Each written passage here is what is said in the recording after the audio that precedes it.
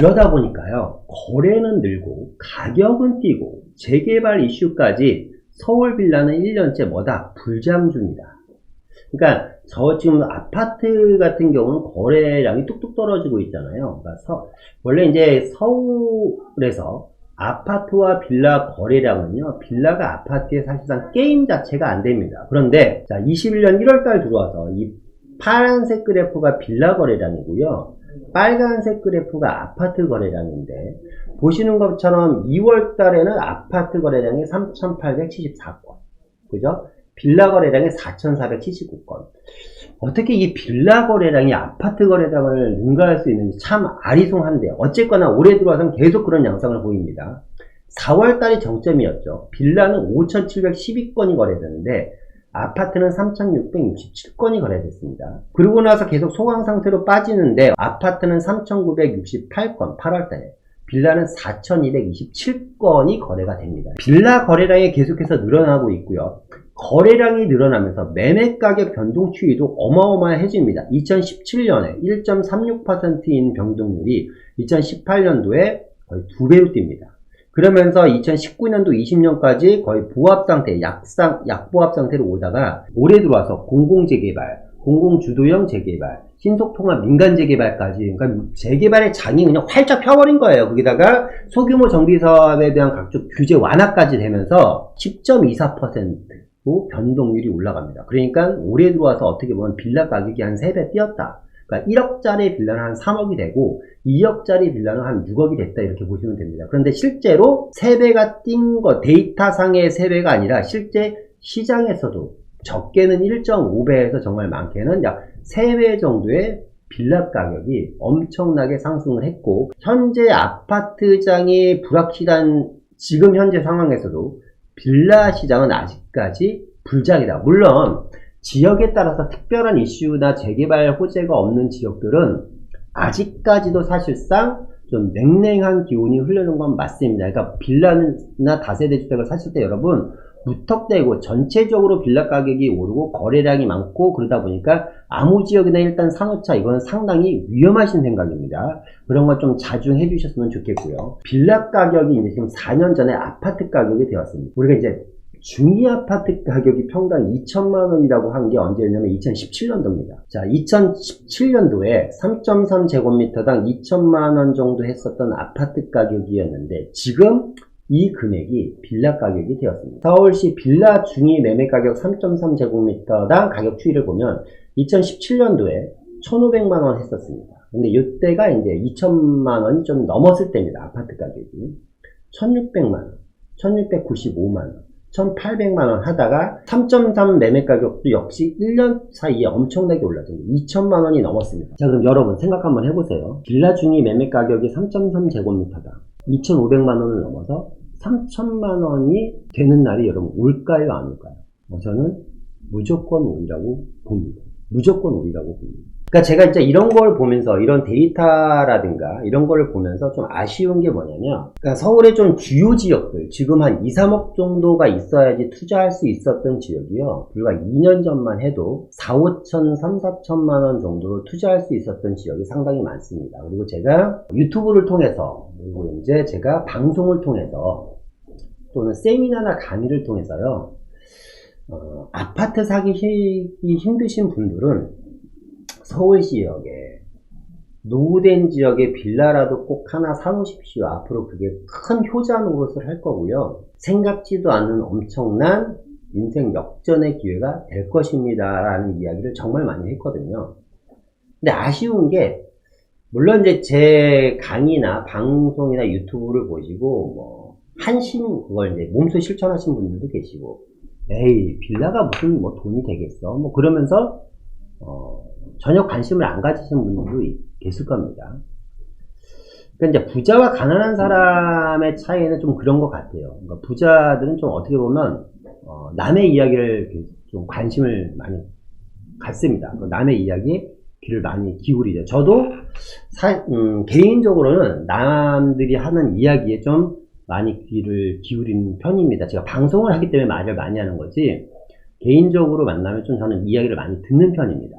제 이야기를 많이 하기보다는. 그러니까 좀 이 선입견을 좀 버리셨으면 좋겠어요. 그러니까 예를 들어서 비트코인 한번 얘기해 볼까요? 야, 그게 무슨 돈이 돼? 야, 그걸로 뭐 자동차를 산다고? 야, 그걸로 뭐 나중에 현금처럼 쓸 수 있다고? 물론 그 비트코인이 좋다 나쁘다라고 이야기를 하는 건 아닙니다. 근데 어떤 분은 몇백만 원에서 몇천만 원으로 몇 억에서 몇십억씩 비트코인을 또 수익을 보신 분들이 계세요. 물론 이제 저는 비트코인을 안 하기 때문에 뭐 어떻게 보면 저도 선입견이 있는데요. 그래도 이제 저는 부동산 쪽에 좀 관심이 있다 보니까 그 외에는 투자를 잘 안 합니다. 어떻게 보면 저도 선입견이 있는 거네요. 그러고 보니까. 근데 어쨌거나 이제 부동산 좀 비트코인이랑은 틀린 것 같아요. 왜냐면 내 집은 하나 있어야지 되기 때문에. 그리고 이제 비트코인으로 투자를 해서 돈을 버신 많은 젊은 친구들이 또 부동산 시장에 또 대거 진입을 하셨습니다. 그러니까 좀 선입견을 버리셨으면 좋겠다. 이거만 된다.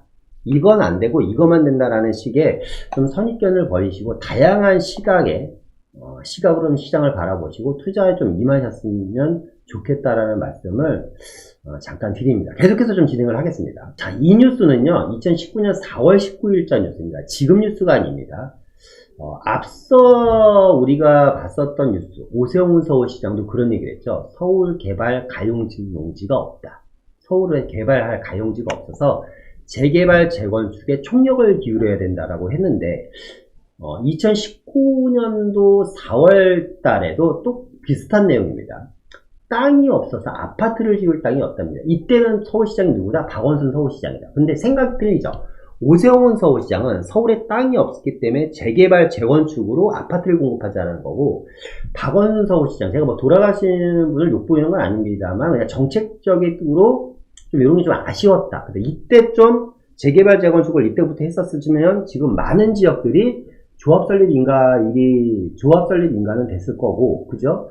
그리고 이제 뭐 좀 눈에 보이는 가시적인 성과가 나오지 않았을까. 근데 이때는 땅이 없기 때문에 입체도시 마스터 플랜을 세웠습니다. 서울에서. 이게 뭐냐면 이 아래쪽에 보이는 게 이게 이제 북부간선도로입니다. 간선도로, 어떻게 보면 고속도로죠. 허허벌판 고속도로 위에다가 필로티로 아파트를 짓겠다는 겁니다. 그러니까 북부간선도로 위에 신내 나들목부터 중량 나들목 구간에 필로티 방식으로 인공 대지를 만들어서 1000세대 임대 아파트를 짓겠다. 그러면 임대 사는 사람들은 소음이 뭐 그림이 이렇게 녹지로 돼 있지만 북부간선도로가 이렇게 녹지로 되어 있는 건 아니잖아요. 그죠? 위험하기도 하고 도로 위에 허허벌판의 아파트에 들어서 살아야지 되는 겁니다. 자, 어떤 기사가 났는지 보겠습니다.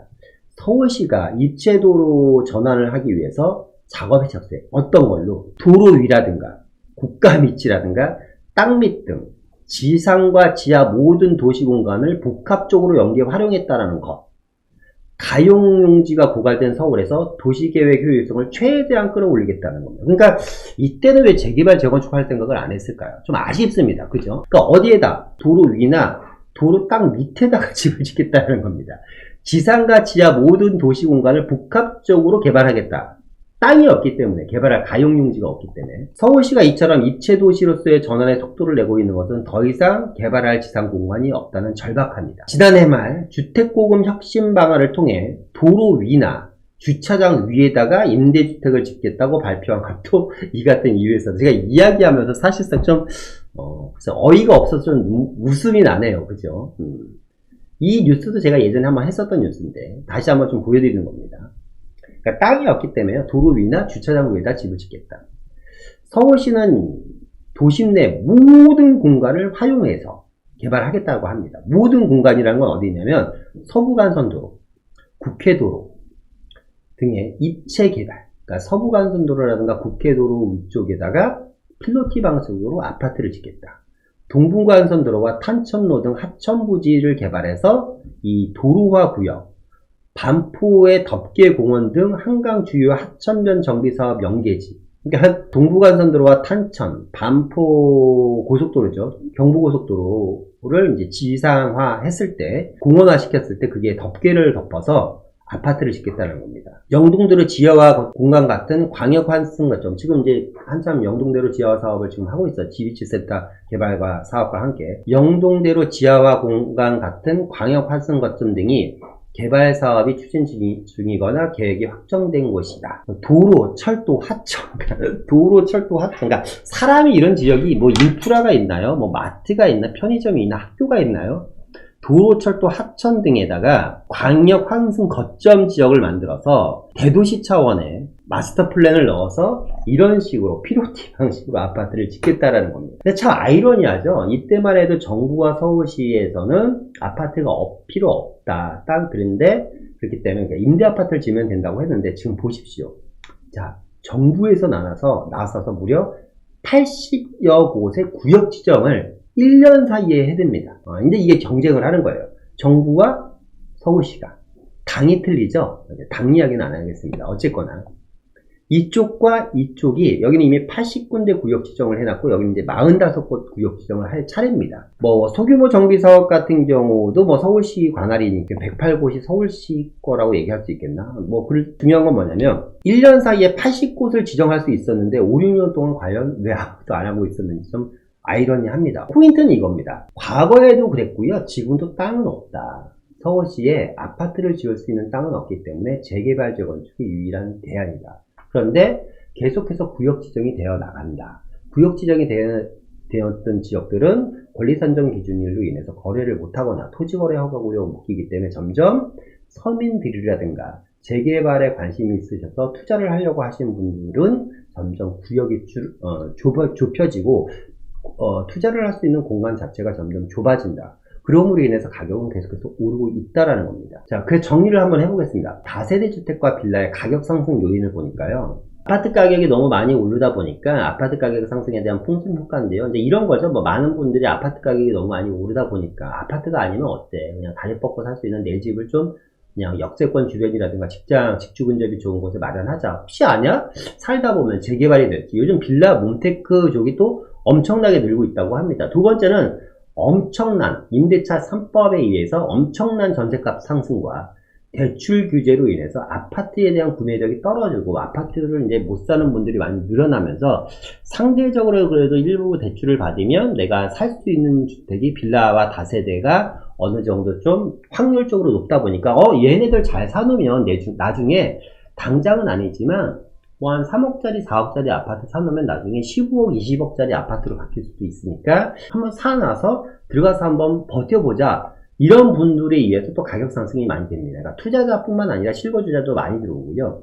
정비사업에 대한 기대감이 이제 상당히 높아졌죠. 앞서 얘기했던 것처럼 재개발 사업 방식만 해도 벌써 5가지입니다. 그죠? 근데 저기서 세분화하면 더 들어갑니다. 공공주도 복합사업 같은 경우는 뭐 역세권 개발 사업, 중공업 지역 개발 사업이라든가 기타 여러 가지 또 개발 사업들이 상당히 많이 있습니다. 정비사업에 대한 기대감이 상당히 높고 앞서 얘기한 것처럼 정부와 국토부와 서울시가 서로 각자 도생을 하기 위해서 경쟁적으로 구역 지정을 해나가고 있다 보니까 기대감은 점점 높아집니다. 거기다가 팩트는 뭐죠? 서울시에 주택이 없다. 재개발 재건축이 유일한 대안이다. 이것 때문에 정비사업에 대한 기대감이 엄청나게 높아지고 있고요. 점점 매물 부족 현상이 이제 늘어나고 있죠. 앞서 얘기했던 것처럼 서울시만 해도 이제 연말 정도만 돼도 말이 125군데입니다. 거의 130군데 정도가 구역 지정이 됩니다. 연말 정도만 되면 말이 130군데지 어마어마한 겁니다. 130군데가 다 나중에 아파트가 될지 안 될지 모르겠지만 어쨌거나 구역 지정은 되어 나간다. 그러다 보면 토지거래 허가 구역으로 묶이고 권리산정 기준으로 묶이다 보니까 실제로 투자를 할 수 있거나 실거주할 수 있는 집들은 줄어듭니다. 그러니까 또 하나 정비 사업으로 인해서 멸실과 철거로 인해서 매물 부족 현상이 여기서 상당히 심합니다. 아파트뿐만 아니라 빌라가 어떻게 보면 점점 더 매물 부족 현상이 심해질 것 같습니다. 이러한 여러 가지 이유로 인해서 가격이 계속 상승되고 있는데 체크 포인트가 상당히 중요하죠. 뭐냐면 그렇다고 무조건 사야 되냐? 그건 아니라는 거죠. 다세대와 빌라의 경우 최근에 가격이 너무 많이 올랐습니다. 너무 많이 올랐고요. 이 친구들의 단점은 뭐다? 황금성이 상당히 취약하다. 황금성이 취약하다 보니까 아무거나 묻지마식 투자는 절대 하시면 안 됩니다. 그러니까 철저하게 검증하고 공부하시고 확신이 들으셨을 때 개발이 될 만한 지역에 투자를 하셔야 됩니다. 그러니까 남이 샀으니까 나도 산다. 전체적으로 빌라 가격이 오르니까 아무데나 사놓으면 되지. 이런 식으로 투자를 하시면 절대 안 된다. 왜? 잘못 사면 황금성이 취약하기 때문에 괜히 주택수만 늘어날 수도 있다. 또 하나는 금액에 맞춰둔 투자보다는 가치 투자에 중점을 두자. 최근에 상담하시는 분들 중에서 빌라가 불장이다 보니까 그러니까 묻지마식 투자하시는 분들도 많고요. 그러니까 내가 한 5천만 원, 3천만 원 밖에 없는데 서울시에 지금 5천만 원, 3천만 원 갖고 투자할 수 있는 지역들이 많지가 않잖아요. 근데 그러다 보니까 금액에 맞춰서 금액에 맞는 지역을 갑니다. 그러니까 남이 사니까 아까 뉴스를 보고 그냥 막 사는 거예요. 그러다 보면 어떻게 물릴 가능성이 있고요. 잘못 사면 임대가 안 들어갈 수도 있습니다. 그러니까 금액에 맞춰서 금액에 맞는 지역을 떠돌아다니는 투자보다 내가 갖고 있는 돈으로 개발이 될 만한 지역에 투자를 못할 것 같으면 안 하시는 게 아예 맞습니다. 그죠? 남이 사니까 나도 산다. 전체적으로 오르니까 아파트가 아니라 빌라는 개별성이 상당히 많은 상품이기 때문에 앞서 얘기했던 것처럼 무턱대고 무조건 묻지마 투자, 금액에 맞춰서 아무데나 사는 투자를 하시면 안 됩니다. 철저하게 검증하고 공부하시고 가치 투자에 중점을 두셔야 됩니다. 자, 이제 마무리를 할 시간이네요. 서울시 미래의 화두는요, 주택공급 정책이라고 볼 수가 있겠습니다. 그 중심에는 재개발과 재건축이 있죠. 장시간 좀 이야기를 했는데 앞서 얘기했던 것처럼 공공재개발 2차 모집을 하고요. 서울시는 1차적으로 신속통합 민간재개발 발표가 12월 말에 이루어지고요.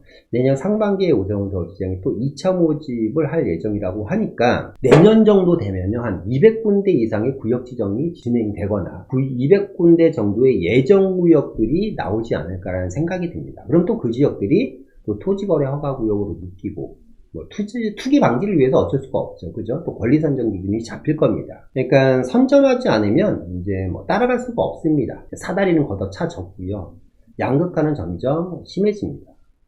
양극화 심해지는 건 빌라 시장만 보셔도 알아요. 그러니까 돈 없으면 빌라나 사지가 아닙니다. 이제 돈이 아주 많이 있어야지 빌라를 살 수 있는 시장이 됐습니다. 그러니까 아파트는 이제 언감생심 진짜 쳐다도 못 보는 시대가 올 수도 있습니다. 제가 그걸 바라는 건 아니고요. 이렇게 얘기하면 또 이제 바란다고 뭐라 그러시는 분들도 계시는데 바라는 건 아닙니다. 저도 주택가격이 빨리 안정되고 가격이 어느 정도 잡혔으면 좋겠습니다. 그러려면 선행돼야 될 게 뭐예요? 공급입니다. 공급. 그러니까 너무 최근 5, 6년간 공급에 대해서 높으신 분들이 정치를 하시는 분들이 너무 신경을 안 쓰지 않았나. 그걸 지금 하려다 보니까 이 사단이 난 것 같습니다. 어쨌거나 서울시 미래화두는 주택공급 정책이다. 이 안에 많은 기회가 있을 거고 또 많은 희망이 있을 겁니다. 앞서 얘기했던 것처럼 여러분 선입견을 좀 버리시고요. 좀 긍정적인 마인드로 좀 시장을 바라보셨으면 좋겠습니다. 글쎄 많은 사람들이 생각하는 그런 폭락이 올지 안 올지 모르겠지만 저는 단기적인 폭락은 오지 않을 것 같습니다. 오늘은 내년 상반기 빌라 시장이 좀 뜨거워질 거라는 내용을 가지고 여러분들과 한번 이야기해 봤고요. 오늘 내용이 여러분들 좀 좋으셨다면 좋아요와 구독 눌러주시고요. 또 궁금한 사항 있으면 댓글 보내주시면 저희가 또 다음 영상 찍는데 참고하도록 하겠습니다. 이상 마치고요. 다음 시간에 다시 찾아뵙도록 하겠습니다. 감사합니다.